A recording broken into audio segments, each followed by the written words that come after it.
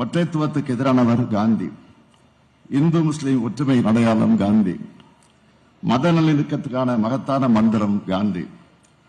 India அனைவருக்குமான நாடு என்ற கருத்தியல் தான் காந்தி.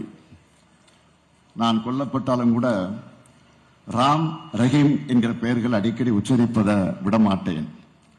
இரண்டும் ஒரே கடவுளின் பெயர்கள் என்று சொன்னவர் காந்தி. இதனால்தான் மதத்தை வச்சு அரசியல் பிழைப்பு நடத்துகிற அற்பர்களுக்கு காந்திய பிடிக்கிறது இல்லை. அண்மையில் பாஜகவை சேர்ந்த ஒரு முதலமைச்சரை முஸ்லிம்களுக்கு எதிராக வன்முறையை தூண்டுறதை பார்த்திருப்பீங்க.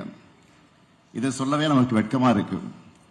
ஆனா எந்த வெட்கமும் இல்லாம இப்படியான செயல்களில் அவங்க ஈடுபடுறாங்க.